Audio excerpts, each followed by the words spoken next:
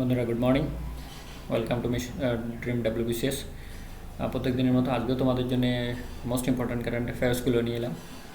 আমি এটাই বলবো যে আমরা যেমন 3বার খাবার খাই, সকাল বিকাল দুপুর, তো তোমরাও প্রতিদিনের কারেন্ট অ্যাফেয়ার্সটা যদি আপডেট করে রাখো তাহলে এক্সামের শেষে কি WBCS-এর প্রিলিমসের শেষে কি অন্য এক্সাম শুরুতে 1 মাস আগে কি 15 দিন আগে এই প্রেশারগুলো তোমাদের খুব খুবই ডিস্টার্ব করবে না, কারণ প্রত্যেক দিনের যে কারেন্ট অ্যাফেয়ার্স 10টা বা 15টা মোস্ট ইম্পর্ট্যান্টগুলো আমি দিচ্ছি এখানে, অতগুলো লাগবে না। তোমরা জানো সব কারেন্ট অ্যাফেয়ার্সগুলো লাগে না, কিন্তু যে মোস্ট ইম্পর্ট্যান্টগুলো সেগুলো আমাদের কিন্তু দরকার পড়বে। তো আমি মনে করি দিনের যে মোস্ট ইম্পর্ট্যান্টগুলো সেগুলো তোমাদের জন্য বেছে বেছে নিয়ে এলাম, তো তোমাদের খুব কাজে লাগবে। তো তোমরা প্রত্যেক দিন যদি করে রাখো, আপডেট করে রাখো, তাহলে তোমাদের কিন্তু কোনো অসুবিধা হওয়ার কথা নয়। ওকে, আর প্রত্যেক দিনের মতো আমাদের I can do it, I'll do it আমরা জানি, এইটা আমাদের থাকেই সাথে, এটা আমাদের সাথে থাকবে। এটা নিজেকে বিশ্বাস করা, নিজের অ্যাবিলিটিকে বিশ্বাস করা, নিজের ক্যাপাবিলিটিকে বিশ্বাস করা। ওকে, বিশ্বাস করলে তবেই হবে। তোমরা যারা নেটে যাদের মোটিভেশন শোনো তারা সবাই বলে আগে নিজেকে বিশ্বাস করো। ওকে, তারা সবাই বলে আগে নিজেকে বিশ্বাস করো, তারপরে তোমার কাজ হবে। চলো শুরু করি। আজকে বলছে Barbados has elected Dame Sandra Mason its first ever president, replacing Queen Elizabeth II, okay, as head of the state in the process of becoming republic.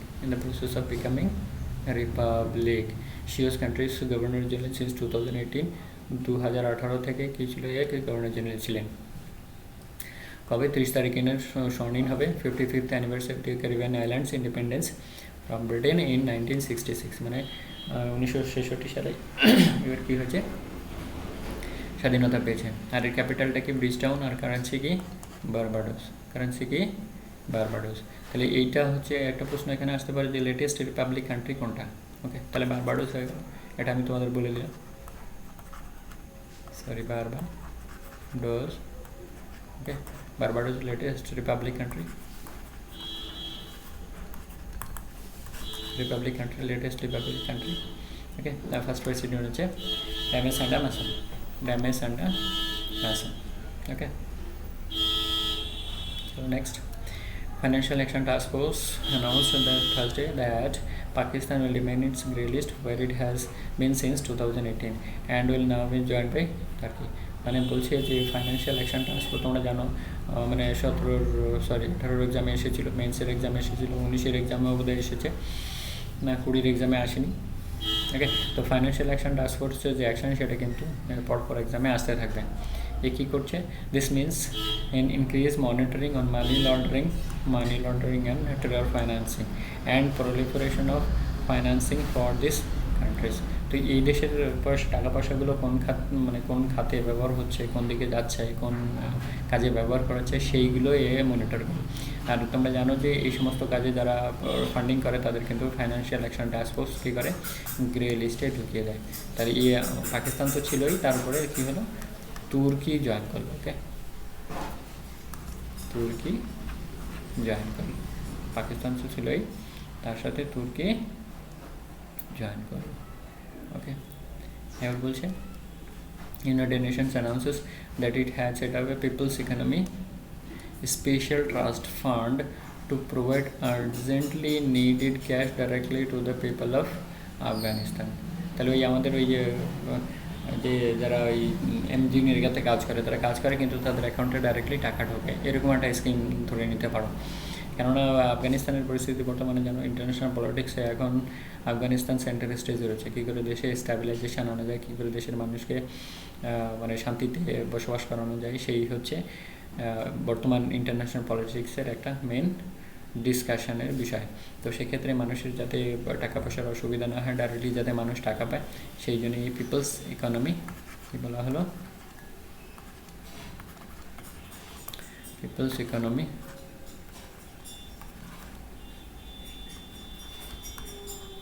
Trust fund গঠন করা হয়েছে। ওকে, এটা কে করেছে? আবার এটা ইউনাইটেড নেশনস করেছে, নট ওয়ার্ল্ড ব্যাঙ্ক অথবা ADB. এটা কিন্তু একটু ধ্যান করতে হবে পড়ার সময়। আচ্ছা, রকেট কল নুড়ি। ওকে, রকেট কল নুড়ি, it's allows for countries nano space center, okay, narrow space center which is on the small islands of southern coast, okay, তার মানে কি south Korea, okay, south Korea launch কি কোন rocket, নুরি rocket, ওকে, নুরি এটা হচ্ছে rocket, not a satellite, এটা কিন্তু মনে রাখবেন। এটা জিজ্ঞেস করতে পারে কি এটা নুরি কি স্যাটেলাইট না রকেট না অন্য কিছু, ইত্যাদি ইত্যাদি, ওকে। তাহলে সাউথ কোরিয়া লঞ্চ নুরি স্যাটেলাইট, লঞ্চ নুরি স্যাটেলাইট, সরি রকেট, নুরি রকেট, নুরি রকেট।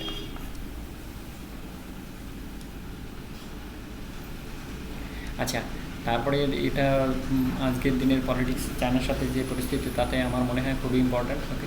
বলছে Indian army has diploid Pinaka and smart multiple rocket launcher system MRLS, এটা কিন্তু এসছে পরীক্ষায়, MRLS multiple rocket launcher system Pinaka, এটা কিন্তু দুবার এসছে, ওকে। At forward position near the China border to counter any threat arising across on the line of actual control, okay. Pinaka weapon system is an autonomous rocket artillery system that can engage area target up to 38 kilometre. এখানে একটা জিনিস, দুটো জিনিস মনে রাখার বিষয়, একটা হচ্ছে LAC হচ্ছে চায়নাকে মানে চায়নার সাথে, আর LOC যেটা সেটা হচ্ছে পাকিস্তানের সাথে। এটা হচ্ছে লাইন অফ অ্যাকচুয়াল কন্ট্রোল, এটা হচ্ছে line of control.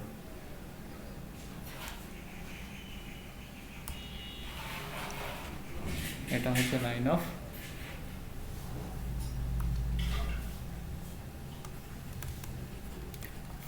Control,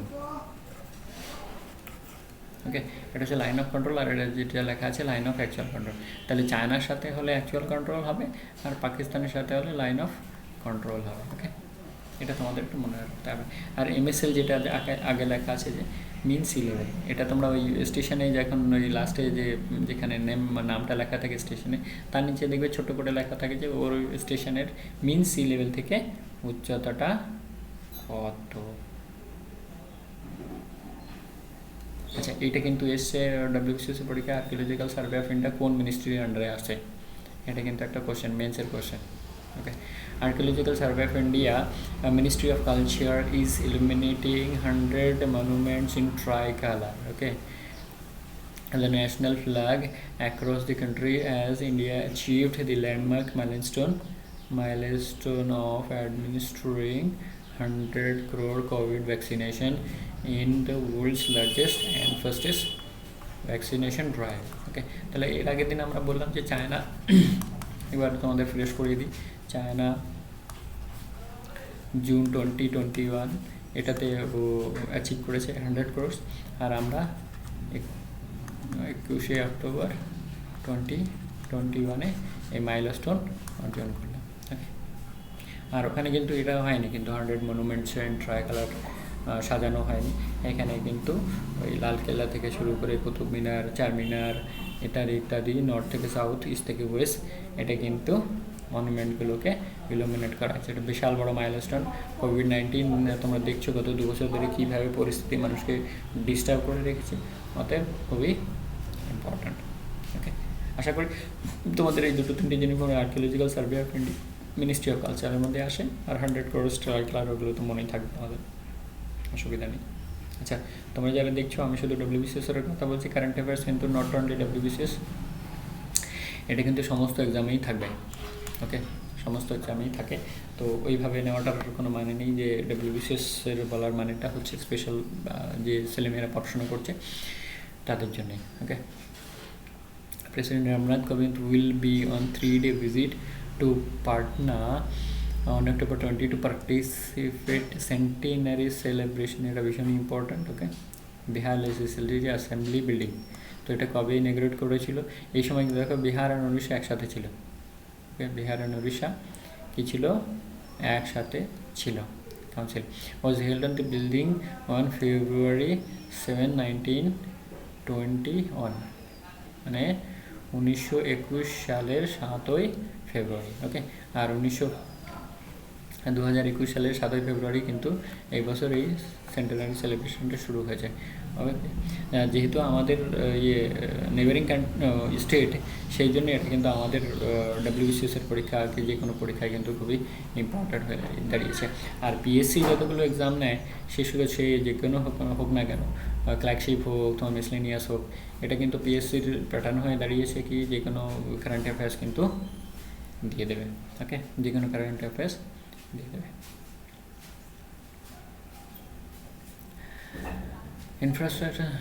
infrastructure project include 52 rural, সেগুলো আমাদের দরকার নেই এতগুলো, কিন্তু নাবার্ড যে আসামের জন্য 608 কোটি টাকা করেছে আর কি, 608 কোটি টাকা দিয়েছে, এটা কিন্তু আমাদের লাগবে। এটা এখন পিএসসি কিন্তু প্যাটার্ন চেঞ্জ করছে বারবার, অতএব এই আসামের জন্য যে এত কোটি টাকা নাবার্ড স্যাংশন করেছে, এটা এরকমভাবে হতে পারে কোনো স্টেটের জন্য দিয়েছে, সেটা একটা প্রশ্ন হতে পারে। আর একটা প্রশ্ন হতে পারে কে দিয়েছে, নাবার্ড দিয়েছে, এডিবি দিয়েছে, অথবা আইএমএফ দিয়েছে, কে দিয়েছে। ওকে, এটা হতে পারে। তো মনে রাখার বিষয় হচ্ছে নাবার্ড দিয়েছে। ওকে, আসামের জন্যে 608 কোটি টাকা। আচ্ছা, Satyajit Ray lifetime achievement award will be conferred on the filmmakers Martin Scorsese and Istvan Szabo at the 52nd edition of International Film Festival of India being held in Goa from November 20 to November 28. ওকে, তো এই দুটো আমাদের মনে রাখতে হবে, যেহেতু আমাদেরই একজন মহান ব্যক্তিত্ব সত্যজিৎ রায়, আমরা সবাই জানি। ওকে, সত্যজিৎ রায় আমরা সবাই জানি। তো এই ওনার অ্যাচিভমেন্ট অ্যাওয়ার্ডসটা কোন কোন ব্যক্তিত্বকে দেওয়া হয়েছে, মার্টিন আর হচ্ছে ইচভান। ওকে, মার্টিন আর হচ্ছে ইচভান 52nd, এটা দেওয়া হবে নভেম্বর, মানে নেক্সট মান্থ আর কি, যখন শুরু হবে আর কি। আপাতত ঘোষণা করা হলো এই দুজন পেয়েছেন। Very good. আমার মনে হয় তোমাদের বেছে বেছে যে মোস্ট ইম্পর্ট্যান্ট কারেন্ট অ্যাফেয়ার্সগুলো, সেগুলো তোমরা একদম নখদর্পণে পাচ্ছ।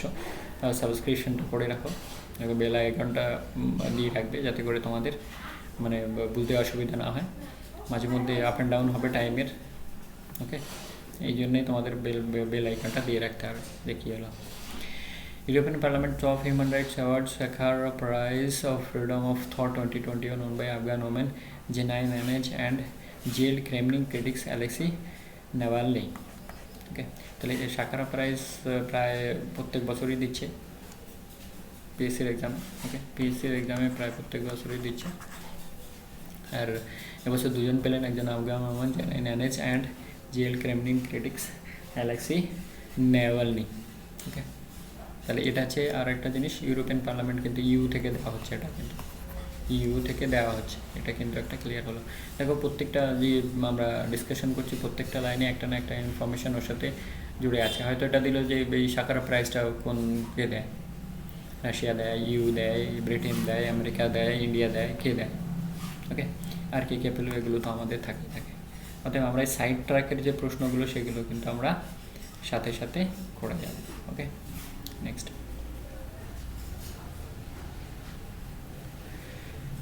দেখো, এই প্রশ্নটা আমি এই জন্য নিয়ে এলাম যে গত বছর ইন্ডিয়া পেয়েছিল। ওকে, গত বছর পেয়েছিল India. The United Nation conference on trade and development UNCTAD, এর ফুল ফর্মটা তোমাদের মনে রাখতেই হবে। Okay, United Nations investment promotion award 2021 for excellence in promoting investment in health. তো কোভিড-19-এর আমরা যেটা দেখছি, করোনা ভাইরাসের জন্য হেলথ সেক্টরে ইনভেস্টমেন্ট একটা বড় পয়েন্ট হয়ে দাঁড়িয়েছে। হেলথ সেক্টরে, ওকে, হেলথ সেক্টর একটা বড় পয়েন্ট হয়ে দাঁড়িয়েছে। তো সেখানে যদি ইনভেস্টমেন্ট করা হয়, তাহলে তাকে তো একটা প্রাইজ, মানে একটা অ্যাওয়ার্ড তো দেওয়াই যেতে পারে।